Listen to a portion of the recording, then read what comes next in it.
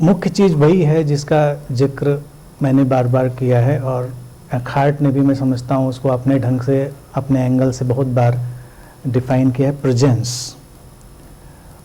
तो वो जो प्रेजेंस है उसका अपना एक इन्फेक्शन होता है, उस इन्फेक्शन से चीज़ें जनरेट होती हैं।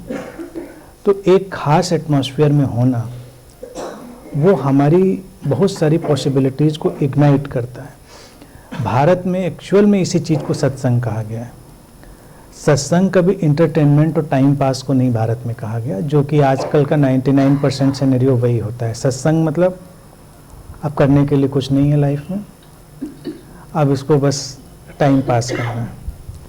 ख़ास तौर से सत्संग का टाइम भी वही रखा जाता है, 3 बजे से 4 बजे, जब घर का लंच निपट चुका हो, दुकान वाले दुकान, ऑफिस वाले ऑफिस जा चुके हों, महिलाओं के पास कोई काम नहीं हो, खाली हो, तो सत्संग करें। और ऐसे सत्संग टाइम उसी टाइम ही वेलकम करते हैं। ये एक फ़नी चीज़ बता रहा हूँ, क्योंकि सत्संग के नाम पर ही आजकल की जैसे जनरेशन है, थोड़ी उसको रिपल्सन हो जाता है कि सत्संग जा रहे हैं, नहीं, that is not my cup of T, क्योंकि उनको लगता है क्या बोरिंग और ये ऐसा काम है। लेकिन भारत के शब्द बहुत खूबसूरत थे, जैसा एखार्ट ने बहुत अच्छे से कहा, एक आग के साथ होना, एसेंस, एक ऐसा बॉडी माइंड जिसको हम गुरु कहते हैं, बुद्ध कहते हैं, जो उस एसेंस को, उस प्रेजेंस को कैरी करने लगा है, और उसके साथ हम लोग इकट्ठे होते हैं। तो सबके अंदर वो पॉसिबिलिटी, वो फायर, वो कहीं ना कहीं छुपी होती, वो एक बार फिर से जीती है, जागती है और भड़कती है। अब किसी भी मीटिंग को हम सत्संग नहीं कह देते हैं, क्योंकि वहाँ पर एक सोर्स नहीं होता, कम से कम एक सोर्स होता है। आज की हम बहुत सारी साइकोलॉजिकल रिसर्चेस से ये भी जानते हैं कि हर ग्रुप की एक एनर्जी होती है,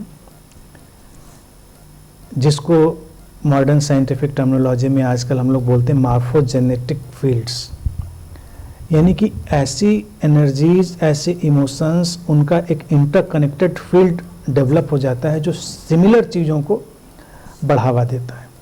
दंगे जैसे होते हैं, वो भी एक किस्म की मॉर्फोजेनेटिक फील्ड है।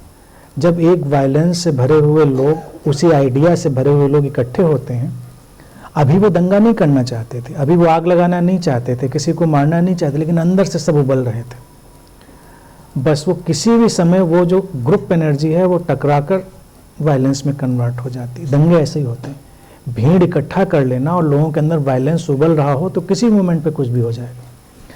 इसी तरह से जब सीकर हैं, उनके अंदर एक ट्रुथ की प्यास है, अपने रियलाइजेशन की एक उनके अंदर ख्वाहिश है, और लाइफ की मीनिंगफुलनेस को जानने की कोई चीज़ है, और एक सेम उस इंटेंशन से लोग इकट्ठे हैं, तो वहाँ भी जब वो सारी एनर्जी फील्ड्स टकराती हैं तो कुछ और ज़्यादा खड़ा हो जाता है, यानी कि जिसके अंदर जो कम था वो भी बड़ा हो जाता है, वो आग और जल जाती है। तो इसलिए ग्रुप में मिलना और पावरफुल होता है, ये सारे लोग रियलाइज़ करेंगे। अकेले में भी उसका असर होता है, लेकिन ग्रुप में तो बहुत तेज। जैसे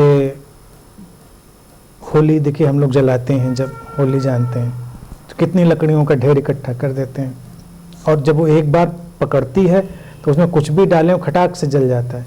और शुरुआत में जलाने में थोड़ा टाइम लगता है, जब 2-4 लकड़ियाँ होती हैं, ज़्यादा लकड़ियाँ हो जाती हैं तो भभक के जल जाती हैं।